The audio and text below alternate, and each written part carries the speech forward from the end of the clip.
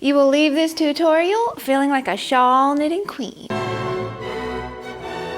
Hello, my beautiful love muffin. What a totally terrific day for a new tutorial. Yahoo! Yahoo! Today, we're learning how to make an easy, beginner-friendly shawl pattern called Copland.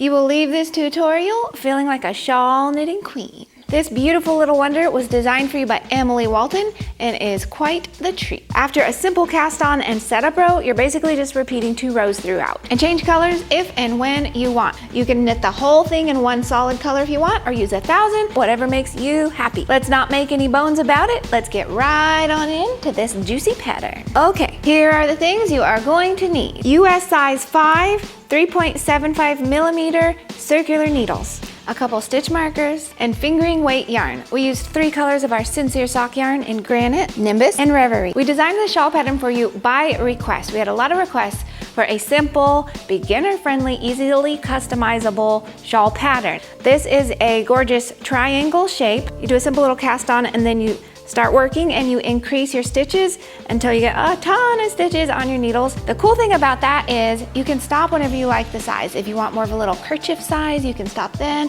If you want to keep going and make a big, elaborate, huge thing, you definitely can do that. You can just keep knitting and knitting till your heart is content. And it is basically stockinette stitch, and there's a simple little garter border on the edge. And since it is in fingering weight yarn, it works really well for virtually all seasons. It's customizable as far as colors. You can do one solid color, make it in a nice wearable gray or a champagne color. If you do want to go nuts and change colors and use up all of your scraps, or you just have a bunch of those odds and ends, little single balls lying around, use those in this project. It is totally up to you. Just do whatever makes your heart happy. Let's go ahead and do this. Start by casting on 3 stitches. I'm going to use the long tail cast on method today.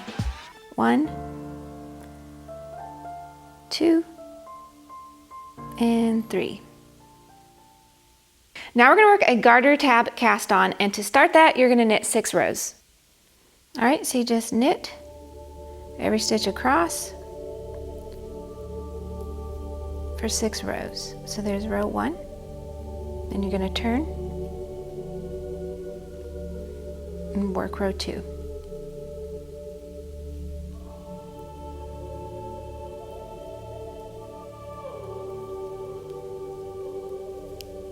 Two rows.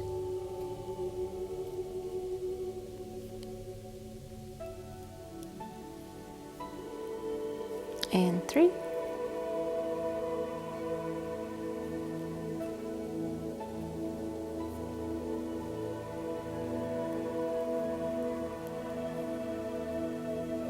Four,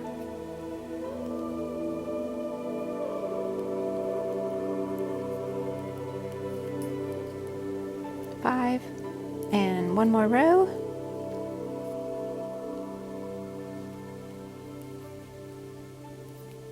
6. Okay, now to complete our garter tab cast on, you're not going to turn your work. You're just going to rotate it 90 degrees, pick up 3 stitches along that side, rotate it 90 degrees again, and pick up 3 stitches. I will show you how to do it. Okay, at this point, you're not going to turn your work. You're just going to rotate it 90 degrees, and then you're going to pick up 3 stitches here along this edge. Doesn't matter exactly where, just grab 3 stitches, and then you're going to knit those. So 1, 2, 3. Then you're going to rotate 90 degrees again. And now we're over here on our original cast on edge. And you're going to pick up and knit 3 stitches from that original cast on edge as well. And again, it does not have to be perfect. Just find 3 little stitches there. And we're going to knit those.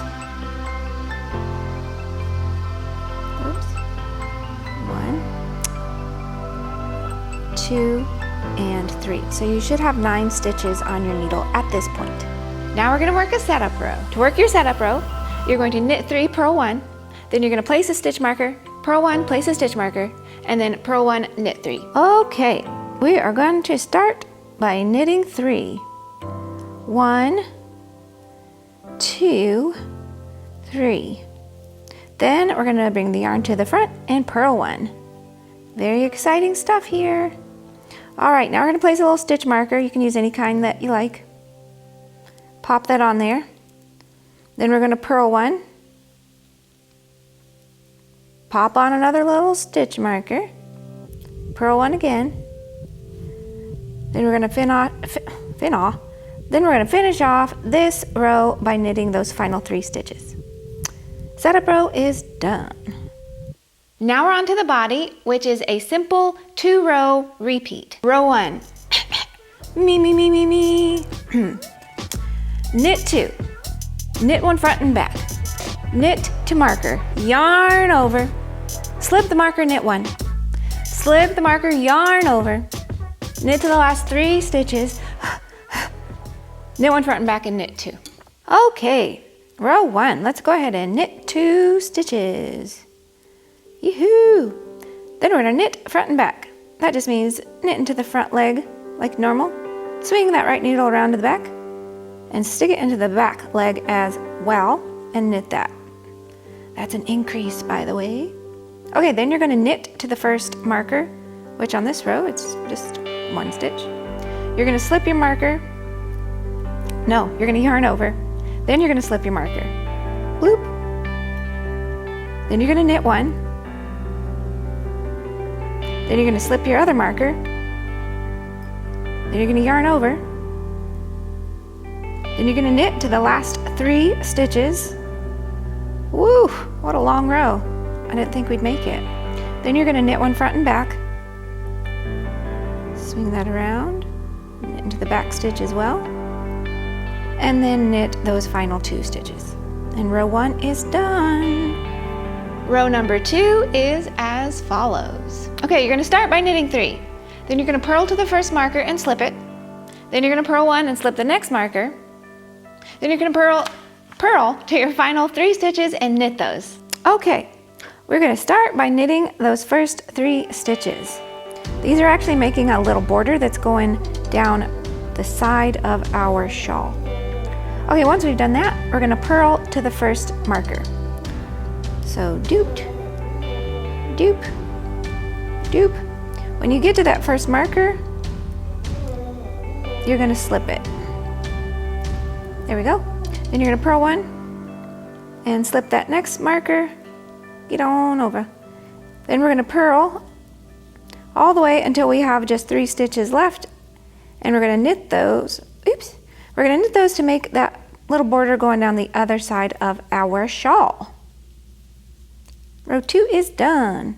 Voila, you now have a shawl. A teeny tiny little inkling of a shawl. Then you just repeat those 2 rows over and over and over, changing colors as you desire until the shawl is the size that you like. So darn easy. On the sample shown, we did do a little garter stitch border around the bottom of the shawl. So if you want to know how to do that and you'd like the full written version of this pattern, I will put the link below for you.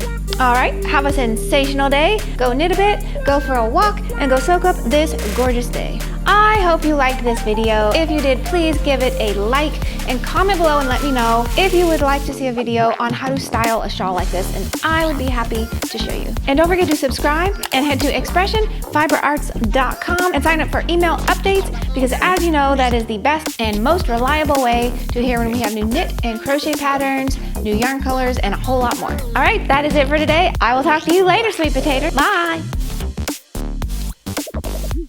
And cut. Yay, good job, everybody. I'm the only one here. Oh, well, that's awkward. Hello, you beautiful love muffin. Forgot. Yoo-hoo! Woohoo! Woohoo! Okay, and then, oh crap. Sorry, I'm struggling. We did do a little, it picked up the yarn. I will talk to you later, sweet potato. I will talk to you later, sweet potato. I will talk to you later, sweet potato. Bye for now. All right.